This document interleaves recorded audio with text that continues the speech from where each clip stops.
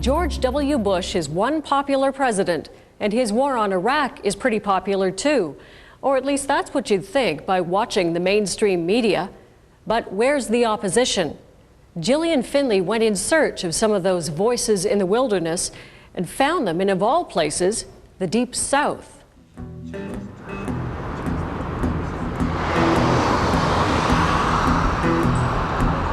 Here in Huntsville, you can make $100,000 a year, or you can work it for minimum wage. There are not very many in-between jobs. We're coming up now on a neighborhood that was home to all the cotton mill workers. They say in Huntsville, if it has a cross on the top of it, it's a church, and if it doesn't, it's a rocket. The rockets on display in Huntsville are the ones they designed for the space industry. Today, it's the military that fuels this town. If America does go to war, virtually every missile fired at Iraq will have originated here. So Huntsville was one of the last places we expected to find this. A peace movement. We are not anti-troop, nor will we ever be. We are anti-war. The vigil started in September. 4 women on the courthouse steps. Here, have some of these. Give them out to people who stop and roll down their window. Last Tuesday, when we caught up with them, there were more than 100 protesters. Honk for peace! Honk if you love it! 100 in a town of 150,000. I wish they'd go home. It's irritating. I think it's un-American. I see it as a betrayal.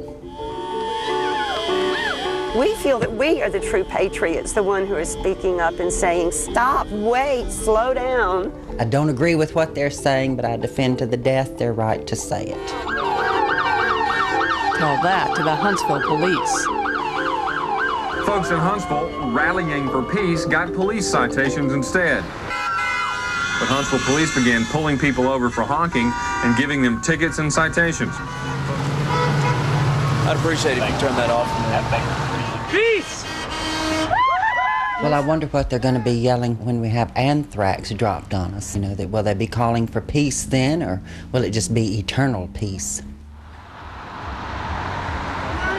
Money. Are you going on the trip? Yeah. Have you paid? No. It has all the trappings of protests from another era.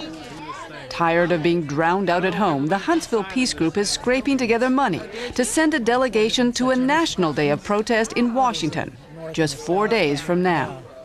So you're going to take your car, right? And you've got 3 people now. Jane Kilbride, a retired ballet teacher, was too busy having babies in the 60s to protest. This will be her first peace march. It's best if you call me and be sure I'm home. I think that if we don't do something, it's going to be real bad. I mean, I think it's scary, the situation that we're in. But many in Huntsville are less than impressed. Across the street from the vigil, Delilah Van Landingham owns an antique store. If you want to be free, there's a price tag for it. My first cousin was shot down in the Persian Gulf in 1988. The next picture I see of Saddam Hussein, I want to see him on a slab. I don't want them to blow him up. I don't want him to come out with a bucket of ashes and say, this is Saddam Hussein. I want to see him on a slab with a bullet hole right here. That's what I want to see.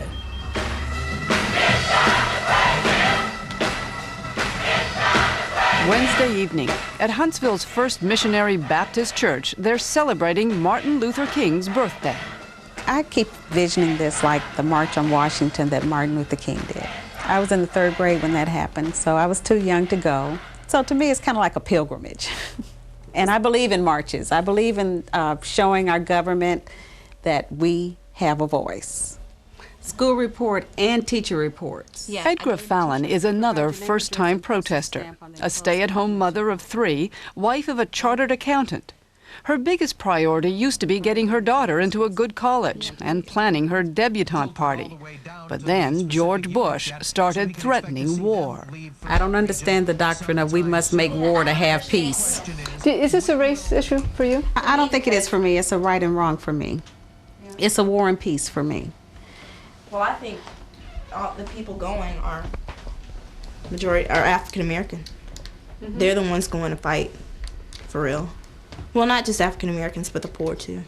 I think they're the ones who are going to come home in body bags, you know. And I see the military come to our school, and they come in the class and get, you know, all the black students almost. George Bush signed a law called the No Child Left Behind law. And in this law was a provision that the military would get information about your high school students. So it's exactly true what she's saying. If they don't make good grades or if they're not going to school, Uncle Sam has a job for you. Needless to say, that's not how they see it at the recruiting office. Per capita, Alabama sends more volunteers to the National Guard than any other state in the Union. What's your sense of the attitude in this community generally about It's very patriotic. Families, mothers and fathers, they're very supportive of this idea of their child, their son, their daughter going into the military. And going to fight this war? Oh yeah, and to go and defend this country. And here, Republican presidents get a lot of respect. I support the President of the United States. Whatever his opinion is, I support it. Huntsville hasn't voted Democrat since Jimmy Carter.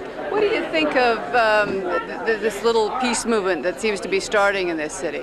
The peace movement is good, but I believe they're naive. You know, there's a lot of people in this country that would listen to you and say, don't be so naive. This is the price that we pay as a superpower. We have a responsibility to the rest of the world to put some order. Well, I just say, sorry, I disagree. And if this is being naive, I think I'm sort of really grateful that I am. I mean, if this attitude, I'm glad I'm not so worldly that I really think we have to go police state the whole world. And then Jane told us something she'd been reluctant to share. Her grandson is in the military, a Marine. Do you do what you do in part because of him? I think it isn't just personally him. I think there are 250,000 of him. Do you think it bothers him on some level that his grandmother is out fighting against? I think that if he felt it was personal in any way, I don't think he sees it as a personal thing at all. No. And he knows better. Learning not to take things personally. These days, 17-year-old Clay Gibson is an expert. In between classes, people will stand here, so that's why I put them up here. Every morning, he puts up his peace posters.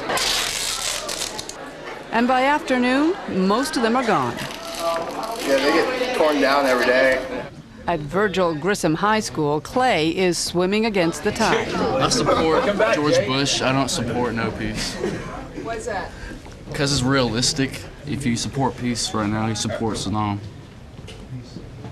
I don't support Saddam.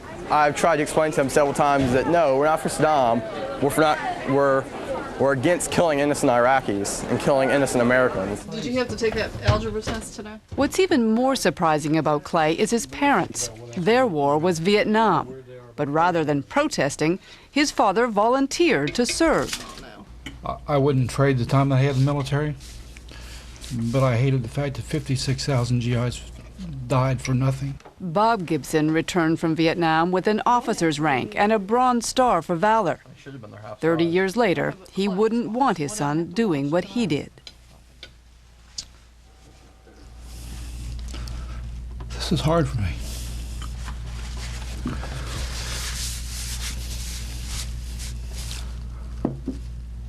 Protesters in the 60s gave to our country too. And I'm glad he feels the way he feels. I was on the other side of the fence in those days. I was in riot control before I went to Vietnam. And I see it differently now. I'm sorry. Friday, 6 a.m. I was 20 minutes early pacing around. I feel great. Can't wait. This one's not going in at all. Listen, I love you.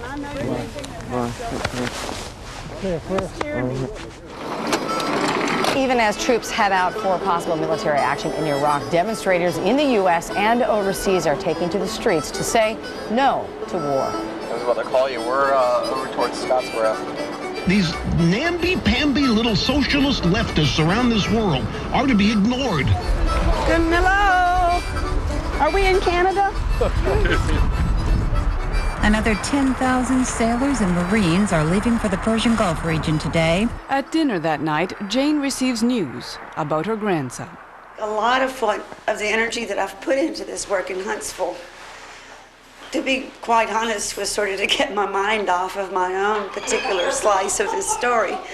And so I just now found out that he has shipped out and is on his way over there. And I thought I was prepared. I knew it was going to come. I knew it was happening. I knew he had orders. But it just feels all fresh now, the grief and the pain of it and the reality of it. Saddam Hussein warned the U.S. that any invaders would meet death in the streets. Is that the White House? Yeah. All right. Where? Where? This is the Washington Monument straight ahead. Cheney has got to go! Hey, hey! Ho!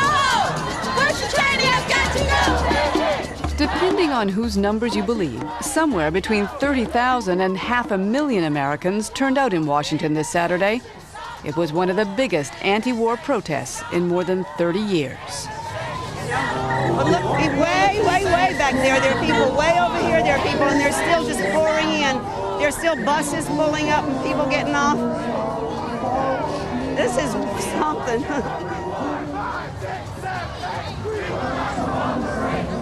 I hope Bush is watching this on TV.